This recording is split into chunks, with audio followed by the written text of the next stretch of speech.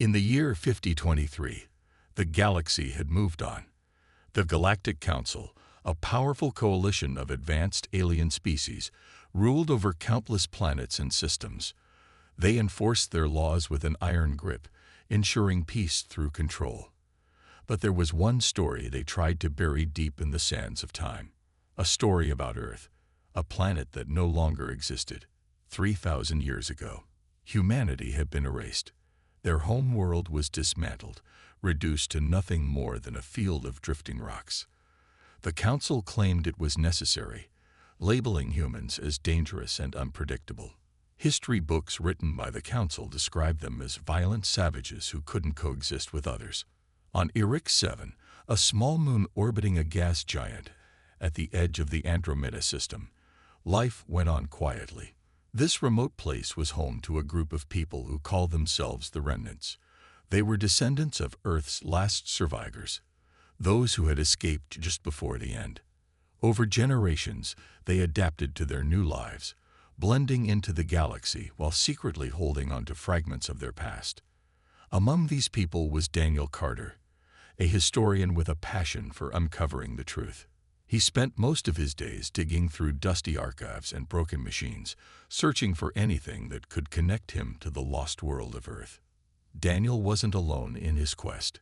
His closest friend and partner was Rachel Monroe, a skilled engineer who shared his curiosity about their origins.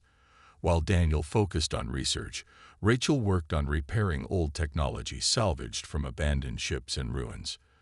Together, they hoped to piece together the puzzle of what really happened to Earth. Many dismissed their efforts as pointless nostalgia, but Daniel believed knowing the truth mattered. "If we forget where we came from," he often said, "we lose ourselves."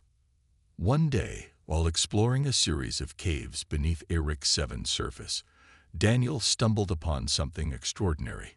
Hidden behind layers of rock and debris was a sealed metal door. It took hours of careful work, but eventually Rachel managed to pry it open. Inside, they found a hidden vault filled with relics from Earth's final days. There were faded photographs, rusted tools, and even a few personal belongings like journals and letters. But the most intriguing discovery was a strange device sitting in the center of the room. It looked like a prototype spacecraft, small enough for only 1 or 2 passengers. As they examined the craft, Daniel noticed a holographic projector embedded in its console.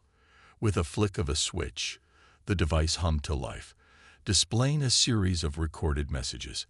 A man in a tattered uniform appeared, his face weary but determined. "If you're watching this," he began, "then Project Phoenix has succeeded." The message explained that humanity had anticipated its downfall and created a plan to fight back someday. The ship contained blueprints for advanced weapons and technology far beyond anything currently known in the galaxy. Rachel stared at the hologram, her mind racing. "Do you realize what this means?" she asked, turning to Daniel. "This isn't just history. It's our chance to change the future." Daniel nodded, though doubt lingered in his eyes. Could they really challenge the mighty Galactic Council, or would trying only lead to more destruction? For now, the answers remained unclear, but one thing was certain. The forgotten legacy of humanity was about to awaken once more. Daniel and Rachel knew they couldn't handle this alone. The discovery of Project Phoenix was both exciting and overwhelming. They needed help, people who understood the stakes and were willing to fight for humanity's future.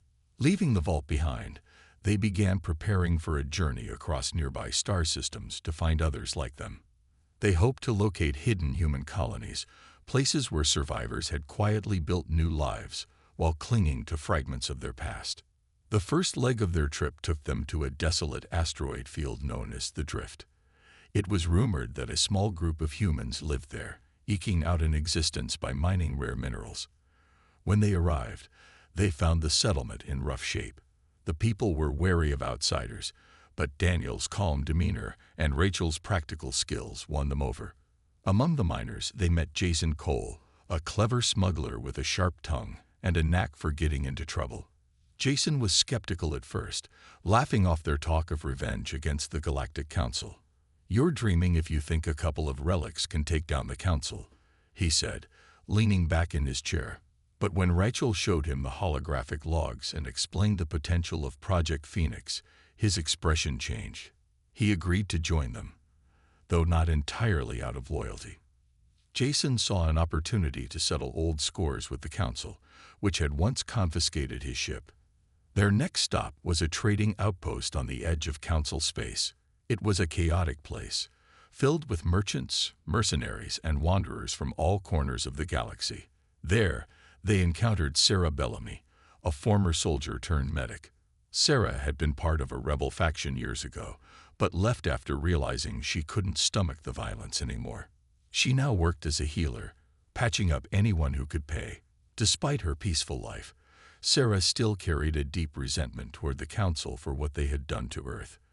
When Daniel approached her with their mission, she listened intently. After some thought, she decided to join them, believing it was time to make a stand. The final piece of their team came unexpectedly. While refueling at a remote station, they crossed paths with Eric Dawson, a scientist exiled from one of the Council planets. Eric had spent years studying forbidden technologies, earning him a reputation as a troublemaker. His knowledge of alien science made him invaluable, and he eagerly joined the cause. "If we're going to beat them," Eric said, adjusting his glasses, "we'll need brains as much as brawn." With their crew assembled, the group returned to Eric 7 to begin preparations. Rachel worked tirelessly to repair the prototype spacecraft, using parts scavenged from old ships. Meanwhile, Daniel studied the blueprints stored in the holographic logs, trying to understand how the advanced technology functioned.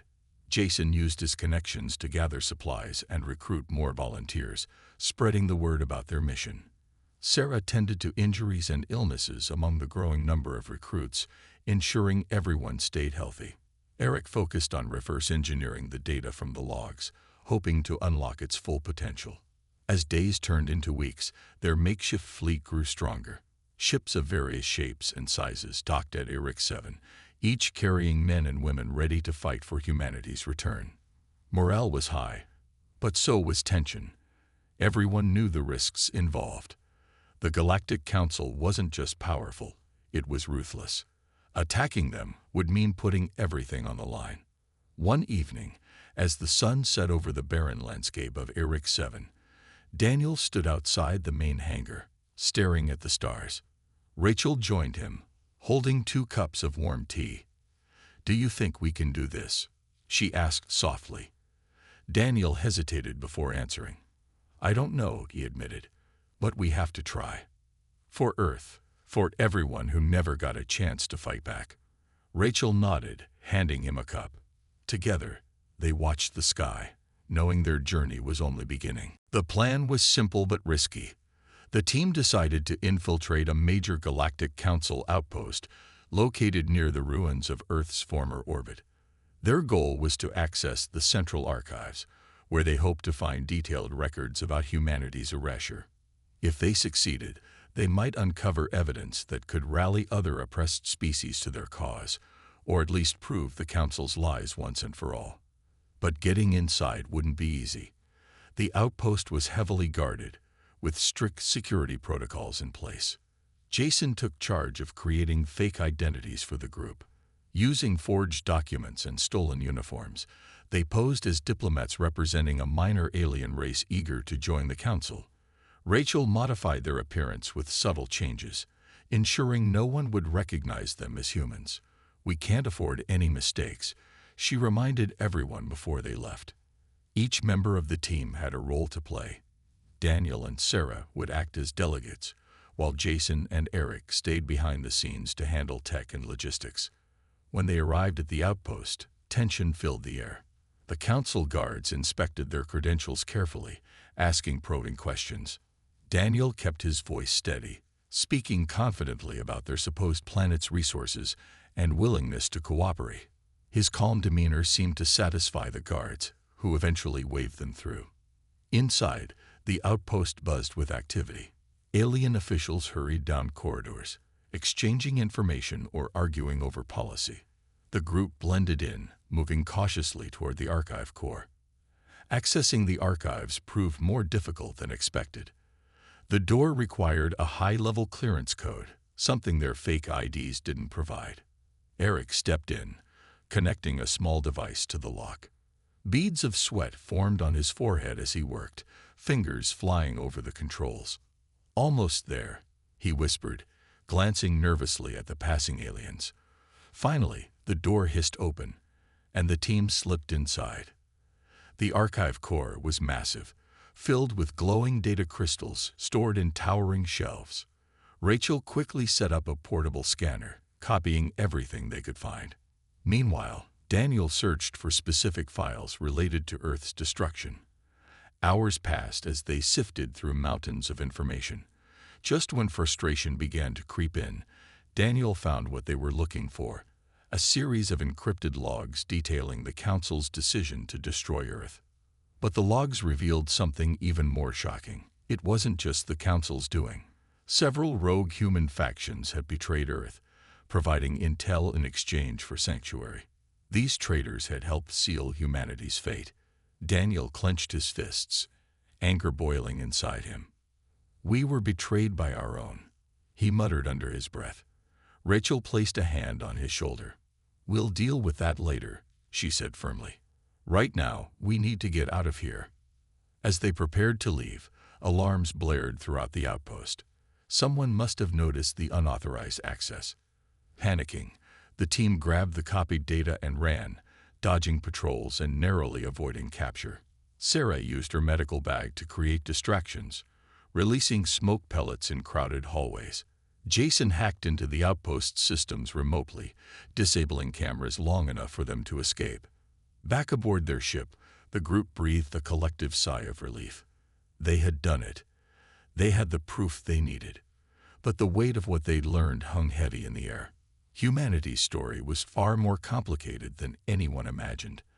As the ship sped away from the outpost, Daniel stared at the stolen logs, determination hardening his features. No matter how painful the truth, it was time for humanity to rise again and hold everyone accountable, including themselves. Back aboard their flagship, tensions were high. The team gathered in the main cabin. The stolen data from the Galactic Council archives spread out before them. Daniel stood at the center, his face pale as he processed the logs they had retrieved. The truth was worse than any of them could have imagined. Humanity hadn't just been erased by the Council, it had been betrayed by its own. Rogue factions had sold out Earth, trading secrets and lives for safety and privilege. Rachel broke the silence first. "We can't let this divide us," she said firmly, her voice cutting through the heavy air. "Yes, it's painful, but we need to focus on what matters: exposing the Council and rebuilding humanity." Her words were met with nods, though not everyone looked convinced. Sarah sat quietly in the corner, her arms crossed, while Eric adjusted his glasses, avoiding eye contact. Jason, however, seemed restless. Jason had always been the most unpredictable member of the group. He paced back and forth, muttering under his breath. Finally, he stopped and turned to the others. "Listen," he began, his tone unusually serious. "I've been thinking about this since we left the outpost. Maybe revenge isn't the answer. What if we cut a deal with the Council instead? We give them some of this intel, and in return, they grant us amnesty, maybe even a new home." The room fell silent. Rachel was the first to react, her expression hardening. "You're suggesting we betray everything we've worked for?" she asked, her voice rising. "After everything we've learned, you want to make a deal with the people who destroyed Earth?" "It's not betrayal," Jason shot back, his hands raised defensively. "It's survival. Look at us.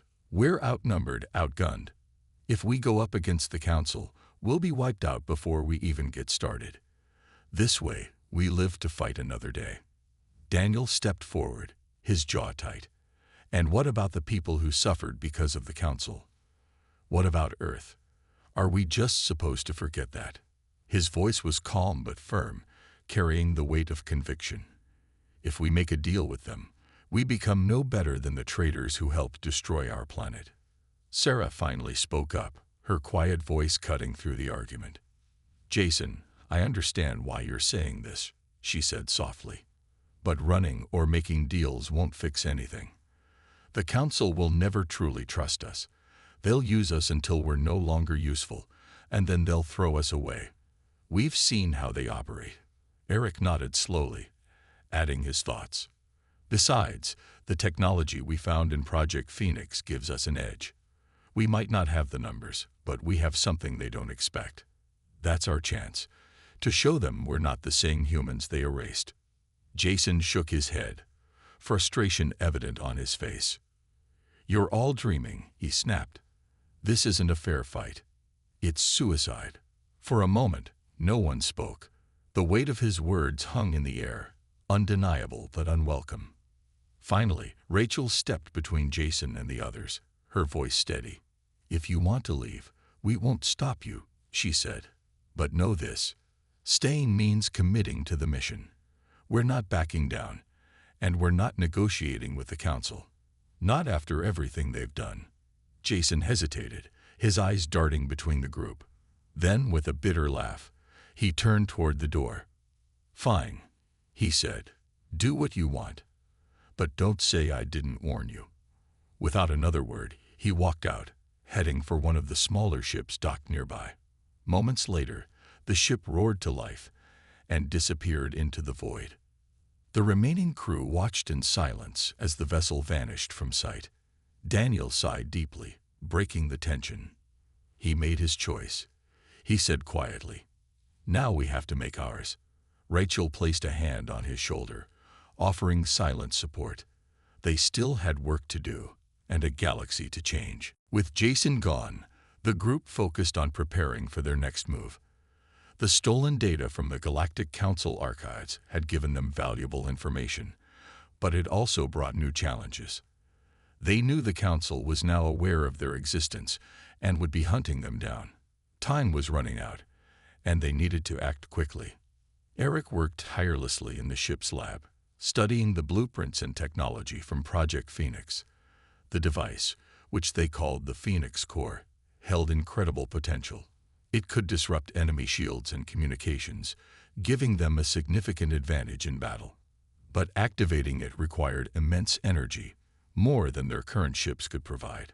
After days of calculations and simulations, Eric proposed a risky solution. They would use one of their ships as a power source. The ship would essentially become a giant battery, channeling all its energy into the Phoenix Core. Sarah volunteered her vessel without hesitation. "It's the only way," she said when the others protested. "We need every edge we can get, and my ship is the oldest in the fleet. It's already falling apart anyway." Her calm acceptance silenced any further arguments. Though everyone admired her bravery, the weight of her decision hung over them. They all knew what it meant. Sarah wouldn't survive the activation process. As preparations continued, Daniel took on the task of rallying the rest of their fleet. He recorded a message explaining their mission and the sacrifices they were making. Using hacked communication channels, he broadcast the message across nearby systems. His words were simple but powerful. Humanity had been erased once, but they would not let it happen again. The response was overwhelming. Ships from hidden colonies and sympathetic rebel factions began converging on their location, swelling their numbers. The day of the attack finally arrived. The fleet gathered near the ruins of Earth's former orbit, where a heavily fortified Council stronghold stood as a symbol of oppression. Rachel oversaw the final checks on the Phoenix Core, ensuring everything was ready. Meanwhile, Eric monitored the energy flow between Sarah's ship and the device, his face pale with concentration. "This is it," he muttered under his breath. "If this doesn't work." "It will," Rachel interrupted firmly, placing a hand on his shoulder. "We've come too far to fail now." As the countdown began, Sarah sat alone in her ship, staring at the stars. She thought about Earth, about the billions who had died without a chance to fight back. Her sacrifice wasn't just for herself, it was for all of them. With a deep breath, she activated the transfer sequence, feeling the ship shudder as energy surged through its systems. Outside, the fleet launched its assault. Dozens of ships swarmed the Council stronghold, catching the enemy off guard. The Phoenix Corps roared to life, sending waves of energy that disabled shields and scrambled communications. For the first time in 3,000 years, humans struck back against those who had erased them. In the chaos, Daniel watched as explosions lit up the battlefield. He felt pride and sorrow. Pride for what they had achieved, and sorrow for those who had given everything to make it possible. As Sarah's ship vanished in a blinding flash of light, he whispered a silent thank you. Humanity had returned, and the galaxy would never forget it again. The battle raged on, the Council stronghold caught completely off guard by the sudden assault. The Phoenix Corps' energy pulses wreaked havoc on their defenses, disabling shields and scrambling communication systems. Council ships scrambled to respond, but their usual precision was thrown into chaos. For the first time in millennia, humanity had struck a blow against its oppressors, and it felt like the beginning of something much bigger. Amid the fighting, Daniel led a small team aboard one of the larger ships, heading straight for the Council flagship. His goal was clear: confront Admiral Loris, the alien commander who had ordered Earth's destruction. If they could capture or expose him, it would send a message to the entire galaxy that humanity was no longer afraid to fight back. Rachel stayed behind to coordinate the fleet, her voice steady over the comms as she directed attacks and reinforcements. Breaking through the flagship's defenses wasn't easy. The team faced heavy resistance as they fought their way through corridors filled with armed Council soldiers. Sarah's sacrifice weighed heavily on everyone's minds, fueling their determination. Eric used his technical skills to disable security doors and reroute power, giving them just enough room to advance. "Keep moving," Daniel urged, his weapon raised as they pushed forward. Every step brought them closer to their target, and every step came at a cost. Finally, they reached the command center. Inside, Admiral Loris stood surrounded by his officers, his expression calm despite the chaos outside. He was a towering figure, clad in ornate armor that gleamed even in the dim light. When he saw Daniel and his team enter, he didn't look surprised. Instead, he smirked. "You think this changes anything?" he asked, his voice dripping with disdain. "Your kind has always been reckless. That's why we erased you." Daniel stepped forward, his hands trembling, not from fear, but from anger. "You made us out to be monsters," he said, his voice low but firm. "But we're not the ones who destroyed an entire planet because it was inconvenient. You did that, and now the galaxy will know the truth." Loris laughed, shaking his head. "Truth? What does that matter? Power is what rules here, human. Always has been." But Daniel wasn't listening anymore. He activated a recording device hidden in his pocket, capturing every word. Then, using the ship's internal system, he broadcast Loris's confession across all communication channels. The smug grin on the Admiral's face faltered as he realized what was happening. Outside, the effects were immediate. News of the Council's lies spread like wildfire, reaching planets and colonies far beyond the battlefield. Other oppressed species, long silenced by the Council's propaganda, began to rise up. Protests erupted on Council-controlled worlds, while rebel factions launched coordinated attacks. The Council's carefully constructed image of superiority crumbled under the weight of its own deceit. Back in the command center, Loris tried to regain control, barking orders at his subordinates. But it was too late. His officers hesitated, unsure of what to do. Some abandoned their posts, fleeing the flagship as the tide turned against them. Others simply stared at their leader, questioning everything they had been taught to believe. Daniel locked eyes with Loris one last time. "This isn't revenge," he said quietly. "It's justice. For Earth, for everyone you've hurt." With that, he signaled his team to retreat. They had done what they came for.